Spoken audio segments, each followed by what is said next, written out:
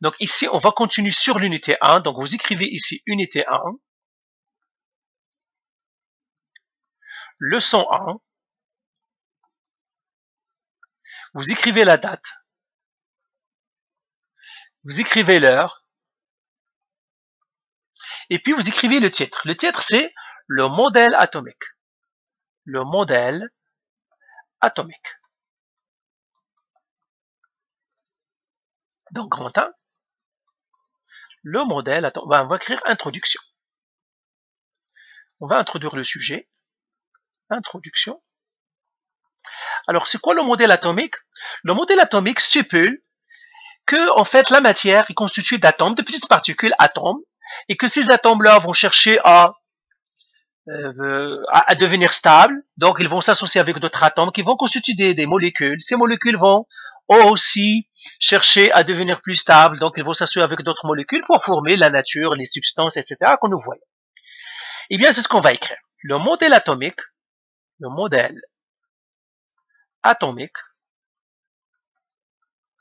prétend que la matière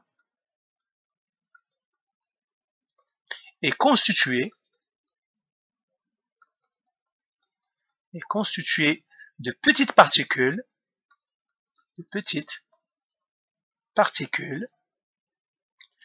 appelées atomes.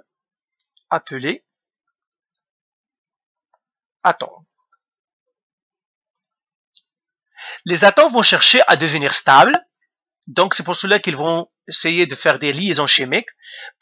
C'est pour cela qu'on va voir les molécules. Alors les atomes vont chercher à devenir stables et ainsi former des molécules qui vont former de la matière, etc. Des molécules, etc. Alors maintenant, on va parler de la structure c'est ça le modèle atomique en fond. Donc maintenant, on va parler de la structure de l'atome. De structure de l'atome. Alors les scientifiques pensent que, en fait, combien d'atomes il existe dans la nature? Les scientifiques croient qu'il y a un nombre limité d'atomes. Il n'y a pas un très grand nombre. À date, on connaît à peu près 120 atomes. Donc les scientifiques croient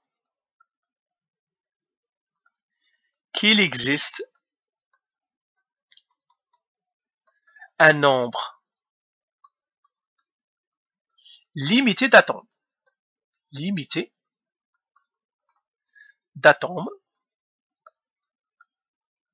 Actuellement, on connaît à peu près 120. Atomes. Alors, où est-ce qu'on trouve tous ces 120 atomes? Dans le tableau périodique. 120 atomes placés dans le tableau périodique, dans le tableau périodique, c'est pas la peine, vous connaissez déjà le tableau périodique, dans le tableau périodique, c'est ça, il y a 120, il n'y a pas plus. Les scientifiques croient que plus l'atome est grande, plus il devient instable, plus il va s'écraser, et puis rayonner, et puis se désintégrer. C'est pour cela qu'on ne peut pas avoir plus que 120, on va voir pourquoi. Ok, alors je vais effacer maintenant. Alors bien sûr, moi parfois je dois effacer, mais vous continuez, parce que je suis limité par le logiciel, je n'ai qu'un tableau, donc je vais écrire. Alors un atome est constitué de quoi? Un atome est composé d'un noyau et des électrons qui tournent autour de ce noyau, et des électrons qui gravitent sur des orbites énergétiques,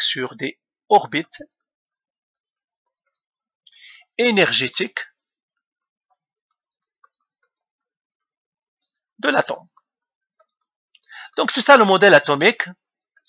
Le modèle atomique nous dit que l'atome, il est constitué d'un noyau. Je mettrai un noyau ici. Et puis il y a des électrons. Ben, je mettrai circulaire, mais en fait c'est pas vrai. Ce sont des orbites énergétiques, mais pas des orbites physiques, pas des trajectoires. Vous apprendrez en 12e année avec la mécanique quantique et puis le modèle de Bohr que en fait on peut pas localiser les électrons, mais pour l'instant nous cette image ça fera notre affaire. Donc on a les électrons qui sont tout autour, qui sont négatifs. Ils ont une charge négative, les électrons. Donc ils ont des charges négatives. Ça dépend le nombre d'électrons qu'on a, ça dépend de l'atome. À l'intérieur, qu'est-ce qu'on a? On a des protons, des positifs. Et il y a des neutrons. OK? Alors maintenant, c'est ça, on va parler un petit peu du noyau. Alors je vais effacer ici. Alors le noyau, il contient quoi? Il contient des protons. Alors on va l'écrire ici. Le noyau est composé de protons et de neutrons. Maintenant, je prendrai un exemple. Prenons l'hélium. L'hélium a combien de protons? Il en a deux. Deux protons. C'est le noyau.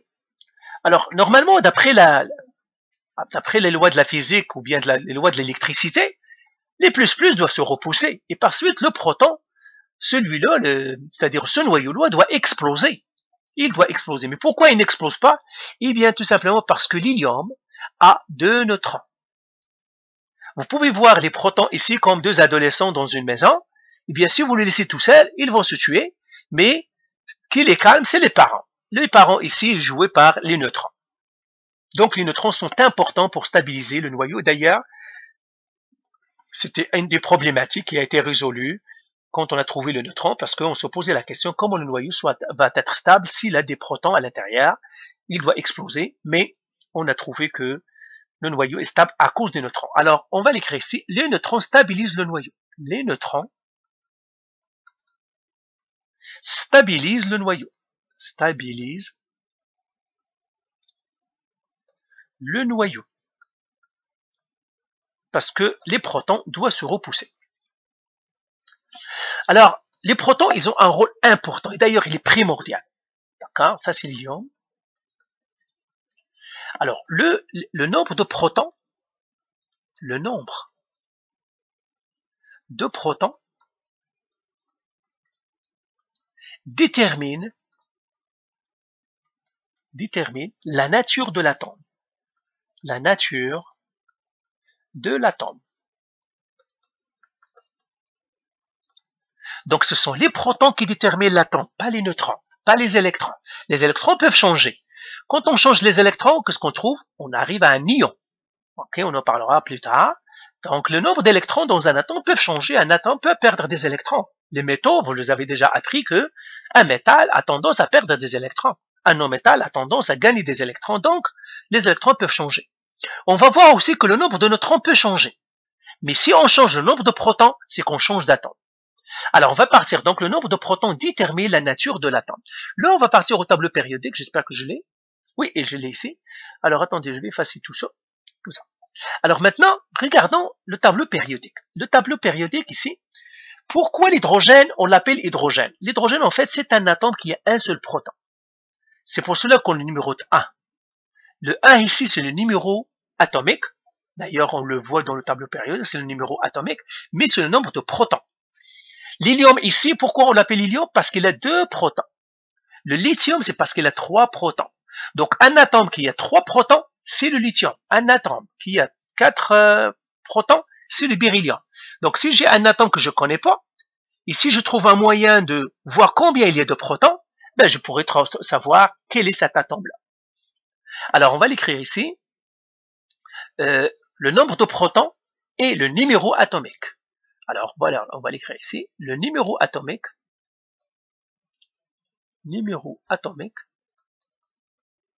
est égal au nombre de protons.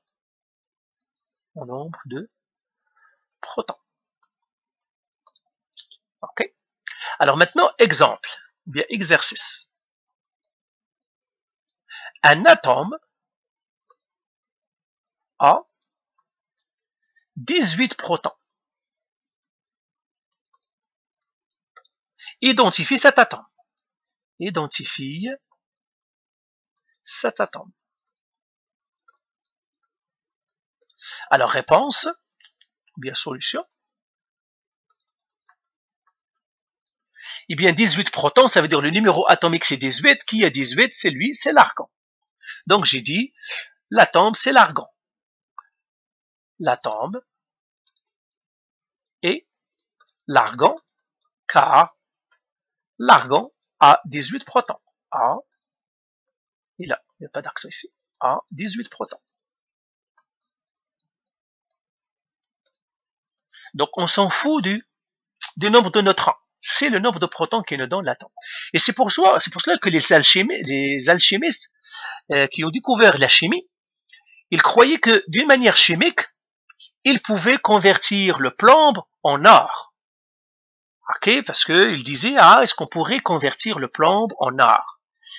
Chimiquement, on ne peut pas. Pourquoi? Alors, question ici. Question. Peut-on convertir le plomb, je mettrai Pb, en or?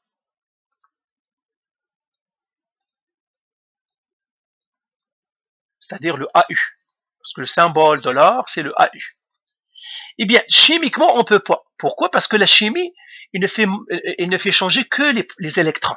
La chimie a pour, on va le voir d'ailleurs, c'est le cours de la chimie, c'est qu'il n'y a que des échanges d'électrons. Donc, on va l'écrire ici. En chimie, c'est-à-dire les réactions chimiques ne font que faire. Alors, les réactions chimiques ne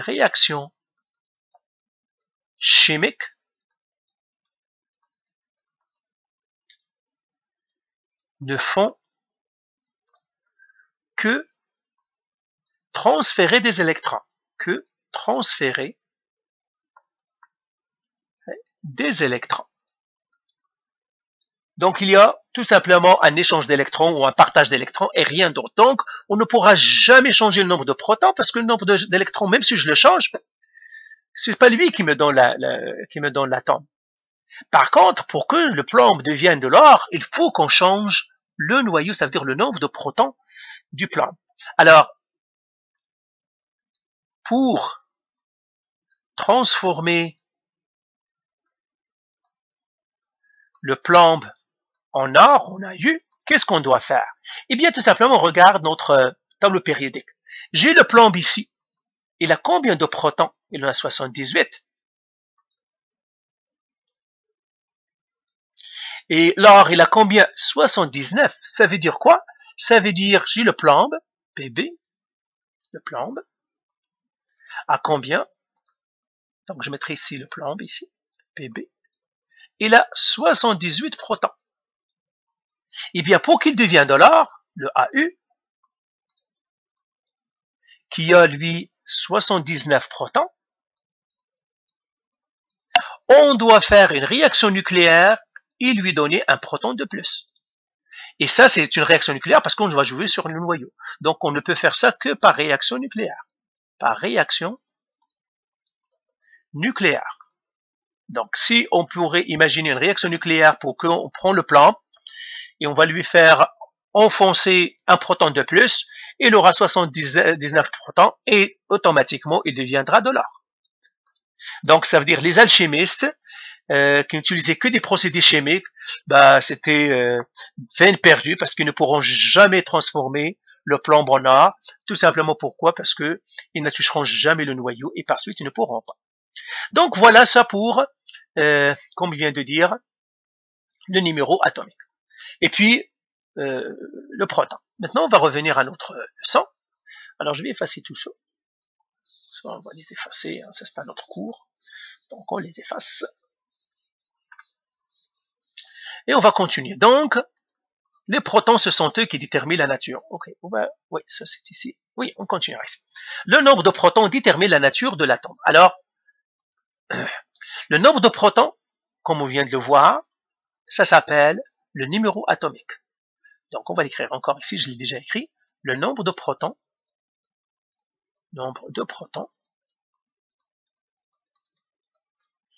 est égal au numéro atomique. Et le numéro atomique, c'est le numéro par lequel on classifie les atomes dans le tableau périodique. On leur note la lettre, on lui donne la lettre Z. Les chimistes donnent la lettre Z au nombre de protons. Maintenant, le nombre de neutrons. Eh bien, le nombre de neutrons, il est là pour calmer, pour maintenir le noyau stable. Et lui, en le mettant stable, il participe à la masse. C'est ce qu'on appelle la masse de l'atome. Donc, le nombre de neutrons, je l'écris ici, le nombre de neutrons,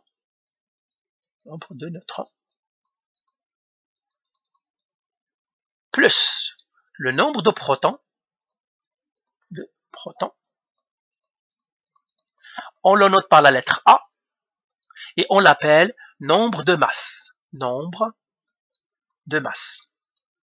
Alors, pourquoi le nombre de protons et le nombre de neutrons, on l'appelle le nombre de masse? Parce que la masse d'un atome dépend que du nombre de neutrons et du nombre de protons. C'est-à-dire le nombre d'électrons, il est très léger, les électrons sont très légers, ils ne comptent pour rien. C'est pour cela que la masse d'un atome est déterminée par le nombre de neutrons et le nombre de protons. C'est pour cela que le A, on l'appelle le nombre de masse. On va l'écrire encore. Alors, je vais effacer ici. La masse d'un atome est déterminée par le nombre de protons et le nombre de neutrons.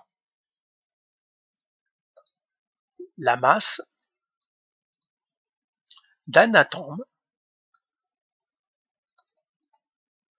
est déterminée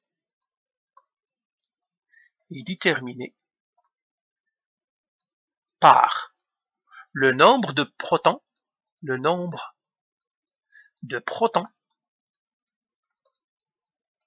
et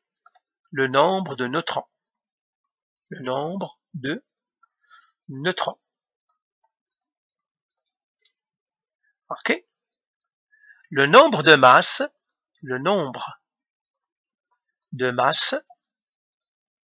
donne la masse atomique.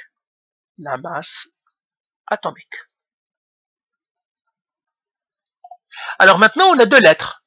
Alors je vais effacer ici. On a deux lettres. On a Z. Donc je vais les écrire ici. Z, nombre de protons.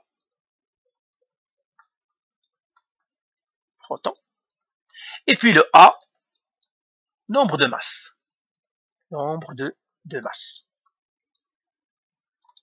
Alors ces deux grandeurs définies est utilisé pour la notation ou bien le symbole nucléique ou bien le symbole d'un noyau.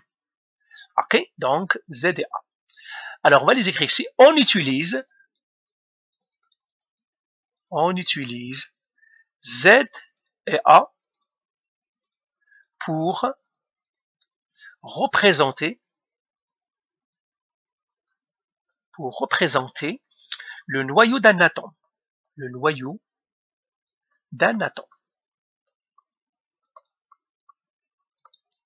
Ok, alors on va revenir encore à notre tableau périodique. C'est ici. Alors je vais effacer tout. Alors comment on représente les noyaux? Donc là je vais écrire c'est du noyau. Comment on représente les noyaux des atomes? Eh bien je prendrai un exemple. Par exemple, le noyau de lithium. On le représente comme ça. On écrit ici le nombre de protons. Par exemple, ici, combien de protons j'ai le lithium? Il en a 3, parce que son numéro atomique est 3. Il en a 3. Quelle est sa masse à peu près? Par exemple, sa masse est ici, à peu près 7. Mettrai ici 7. Ok? Eh bien, qu'est-ce que ça veut dire ça? Ça veut dire son nombre de protons. Donc ça, c'est Z. Et ça, c'est le A. Donc si je fais ça, donc le nombre de protons, le NB de protons, P+, est égal à 3. Nombre de protons plus nombre de neutrons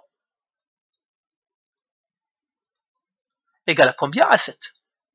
Est-ce que vous pouvez me dire maintenant le nombre de neutrons c'est combien? Eh bien oui, parce que le nombre de protons est 3, plus 4 est égal à 7. Donc le nombre de neutrons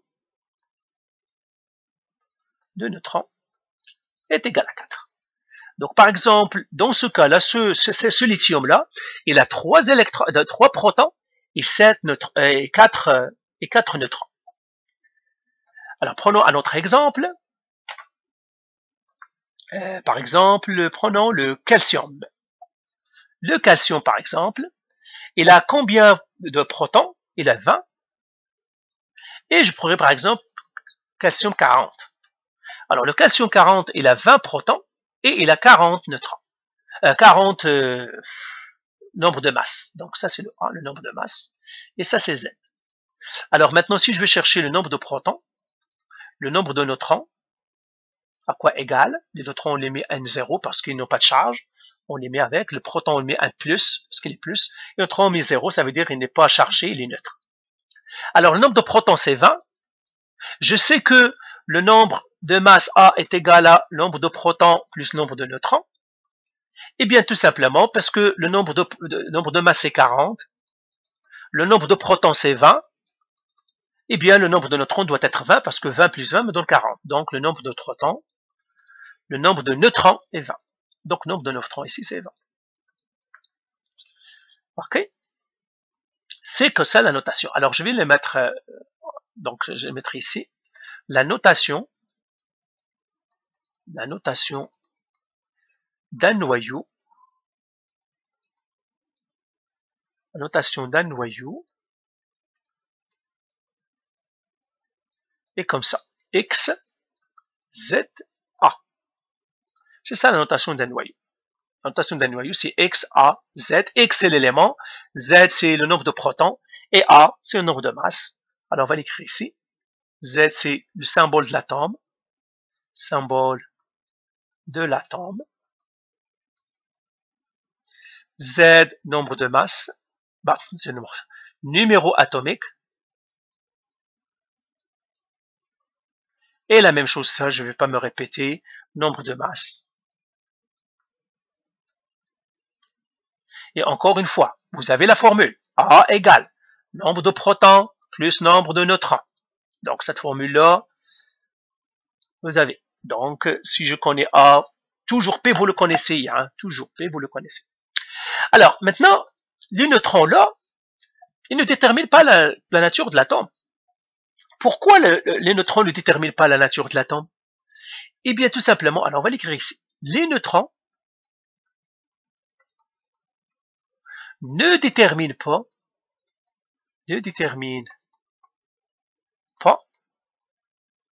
la nature de l'atome. La nature de l'atome.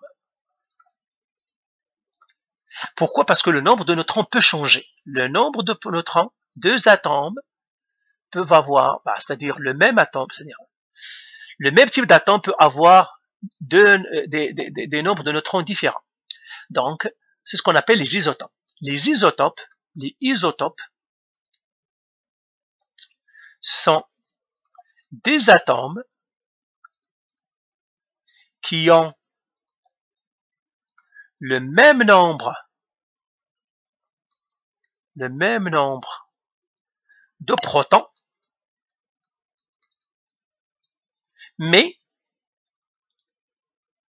des nombres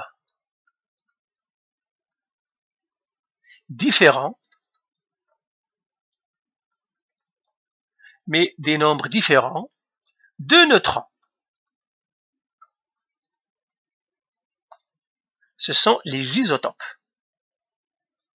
Alors, on va prendre quelques exemples. Alors, je vais effacer ici. Exemple.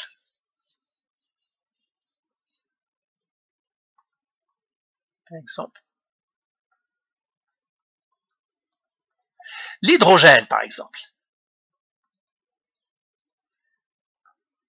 L'hydrogène a combien de protons? Il a un seul proton, H1. L'hydrogène, est-ce qu'il a besoin vraiment de neutrons? Non, il n'a pas besoin de neutrons parce qu'il n'a qu'un seul proton. Et le proton, il ne peut pas exploser de lui-même. Il n'a pas un autre proton avec qui se bagarrer. Donc, on n'a pas besoin. C'est pour cela que, par exemple, l'hydrogène normal, il n'a pas de neutrons. Nombre de neutrons égale 0. Nombre de protons égale à 1. Eh bien, le A, ça serait quoi? Ça serait 0 plus 1. Ça serait 1 ici. Donc, lui, il n'a pas de neutrons. Mais il y a un autre hydrogène qu'on appelle le deutérium. Deutérium. Lui, c'est de l'hydrogène aussi. Il a un seul proton, mais il a un neutron. Ça serait 2. Pourquoi j'ai écrit 2 ici? C'est tout simplement, encore si je fais le calcul, l'hydrogène, il a un seul neutron, donc je mettrai ici proton, neutron, A. Le nombre de protons, il a un seul parce que c'est de l'hydrogène. Le nombre de neutrons, il a un seul. Donc le A, ça serait 1 plus 1 égale à 2, parce que c'est le nombre de protons plus le nombre de neutrons. Donc P plus N0 égale à 1 plus 1 égale à 2. Et là, c'est pour cela que j'y mettrai 2. Il y a aussi le tritium. Le tritium, je crois que vous l'avez vu. Hein, okay. Lui, c'est H1,3. Pourquoi? Parce que lui, il a 2 neutrons. Il a 2 neutrons, donc pour le tritium ici, tritium, je crois que c'est comme ça, avec un, ouais, tritium. Donc j'ai nombre de protons, nombre d'électrons et le A. Le nombre de protons, il n'a qu'un seul parce que c'est de l'hydrogène. Si c'est l'hydrogène, il n'a pas, c'est la nature. Dès que je vois hydrogène, je dis le nombre de protons, c'est 1. Nombre de neutrons, il en a 2. Et bien que ça va être ici, ça va être 1 plus 2 égale à 3. C'est pour cela qu'on a 3 ici. Donc, ça, tous, on les appelle des isotopes. Donc, ce sont des isotopes. Ce sont des isotopes. Pourquoi? Parce que c'est la même nature, c'est le même atome, seulement il y a un qui est plus gros qu'un autre. Maintenant, qui est le plus stable de tous ces hydrogènes? Eh bien, c'est celui-là qui est le plus stable. Pourquoi? Parce que plus on est lourd, plus on a tendance à rayonner, et plus on a tendance à rayonner la radioactivité. Ça veut dire rayonner, ça veut dire à se désintégrer. Plus tard, en 12e année, vous allez étudier, si vous faites la physique, vous allez étudier que la masse est la même chose que de l'énergie. Et plus on a de l'énergie, plus on a tendance à rayonner, plus on a tendance à se casser, à se désintégrer. Donc, on va l'écrire ici. Plus l'isotope est lourd, l'isotope est lourd, plus il est instable. Plus il est instable. Donc, car il aura tendance à se désintégrer. Tendance à se désintégrer.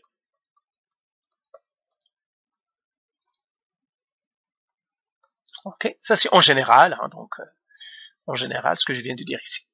Maintenant, si je prends par exemple l'hydrogène, le deutérium peut fabriquer de l'eau, par exemple de l'eau H2O. L'oxygène, lui, parce que c'est une réaction chimique ici. Quand on a une réaction chimique, c'est les électrons qui sont importants, pas les noyaux. Donc l'hydrogène, l'oxygène ici, il peut bien dire j'ai 2 hydrogènes ici, donc je pourrais me relier pour former de l'eau. Cette eau-là on l'appelle de l'eau lourde. L'eau lourde. Pourquoi l'eau lourde? Parce que cet hydrogène-là est lourd.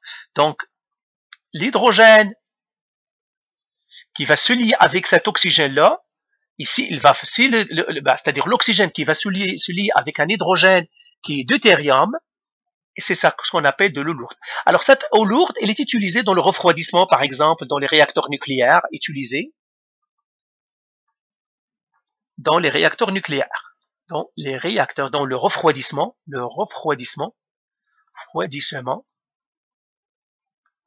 des réacteurs nucléaires. Des réacteurs nucléaires. Alors, je vais effacer encore. Un autre exemple, c'est le carbone 14, le carbone. Par exemple, le carbone, exemple 2, en fait, exemple 2. Dans la nature, il y a le carbone. Le carbone, combien de protons? Et là, il a 6. Combien de neutrons?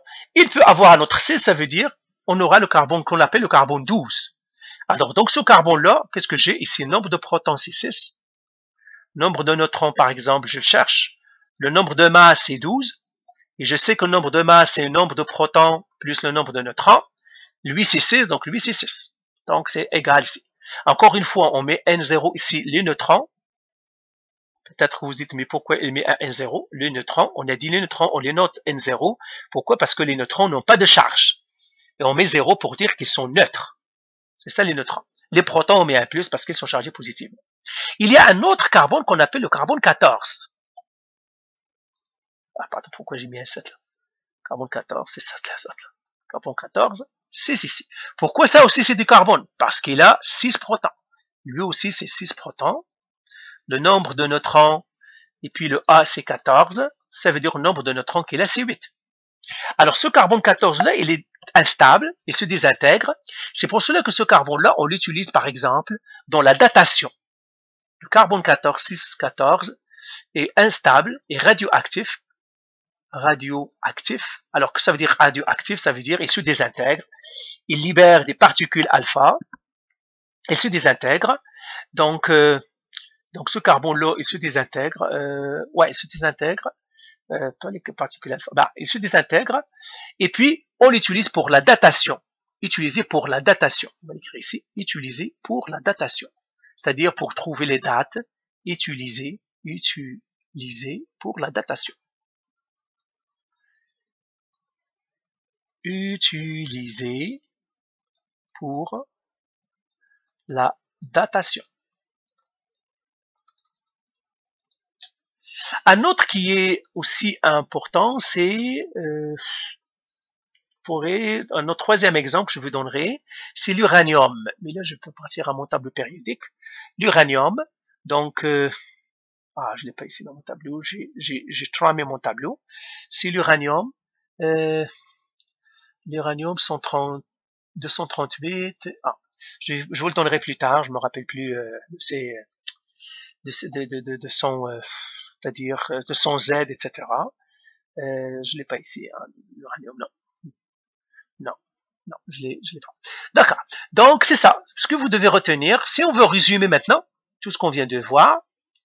Donc si on veut résumer, en fait ici résumer. Alors le noyau est symbolisé par, comme ça, X, A, Z, toujours. Maintenant, le noyau, quand on le note avec un Z et avec un A. Z, ça c'est nombre de protons.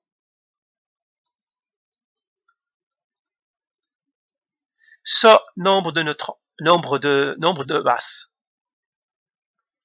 Nombre de masses.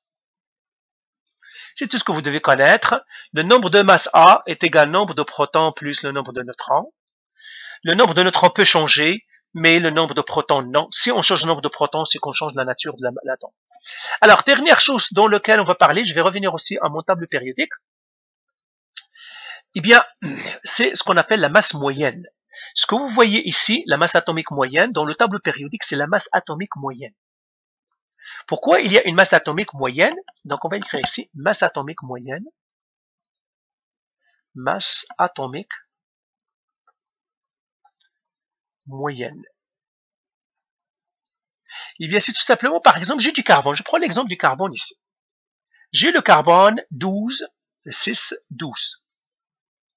Mais si je prends, par exemple, une quantité de carbone, disons, j'ai pris une quantité de carbone ici, et je voudrais la peser. Mais dans la quantité de carbone, en fait, qu'est-ce que je vais trouver ici?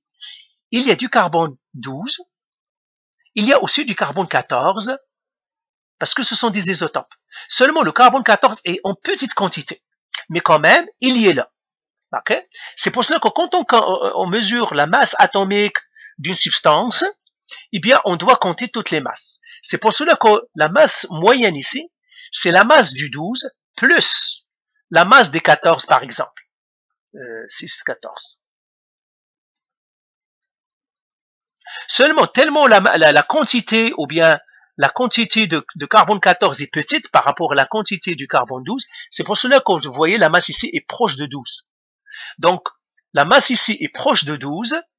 Tout simplement, ça me dit, celui qui est en grande quantité, c'est le carbone 12, pas le carbone 14. Mais il me montre ici la virgule, ça veut dire il y a aussi du carbone 14. Donc, quand on regarde, on peut savoir ce qui est, c'est-à-dire l'isotope le plus en abondance. Alors, je l'écris ici. J'écris la masse moyenne du carbone est à peu près égale à 12,012. Cela veut dire que le carbone 6,12 est le plus abondant. ça veut dire le plus stable. Et le peu abondant, ça veut dire le plus stable. Le plus stable. Le 0,12 ici, ça me dit que il y a du carbone 14. Parce que si tout était du carbone 12, ben, il n'y aura pas de 0, ça serait 12. OK? Je prends un deuxième exemple. Et on va dire qui est le plus abondant, qui est l'isotope le plus abondant. Je prends un autre exemple. Je prends par exemple le sodium. J'ai le Na. Le Na ici, je vois que sa masse est 22,989. Donc, le Na, la masse, est à peu près égale à quoi? Et 22,989. Ça veut dire la masse est à peu près, si je l'arrondis, c'est 23. Donc j'aurai 23 ici, et j'ai ici le nombre de, c'est 11. Ici c'est 11, donc j'ai 11, 23. Donc c'est celui-là le plus abondant. Le plus abondant. Mais je vois aussi que c'est de la virgule, 22, ça veut dire il y a aussi le Na 1122. C'est-à-dire moins léger, c'est-à-dire plus léger que lui. C'est pour cela que j'ai pas 23. Donc ça veut dire il y a un peu aussi du Na 1122. OK? Donc ça, par exemple, ça contredit un petit peu, comme je vous ai dit tout à l'heure. Je vous ai dit tout à l'heure, plus le noyau est lourd, plus il a tendance à se désintégrer. Ben voilà, on a un cas ici qui est pas vrai. Mais je vous ai dit, c'est en général. OK? Mais là, on a un cas qui nous montre que ce n'est pas vrai. Par exemple, on a ce sodium-là, il est plus lourd et pourtant, il est plus stable. Mais comme je vous ai dit, c'est en général. C'est une règle générale. Hein. OK? Parce qu'il y a d'autres enjeux qui rentrent en compte, autres que l'énergie, l'excès d'énergie. Donc voilà, donc peut-être un dernier exemple pour dire qui est le plus abondant, qui est l'isotope le plus abondant. Le calcium, prenons le calcium ici. J'ai le calcium. Combien sont le calcium? Où est-ce qu'il est là? Il en a 20. Quel est son nombre de masse? Sa masse atomique. Donc je vois que la masse moyenne est 40. Donc je l'arrondis. Donc j'ai la masse et les 40,078. J'arrondis à l'entier près, c'est 40. Donc celui qui est 40 ici est le plus abondant. Mais je vois que 40, ça veut dire qu'il y a aussi des traces du Ca20, 41, etc. Donc voilà pour cette partie-là, pour la leçon 1, vous devez être correct. On a fait l'introduction. La leçon 2, ça va être encore plus intéressante parce que c'est là où on va rentrer dans ce qui est chimique, donc les tendances de la table périodique, etc.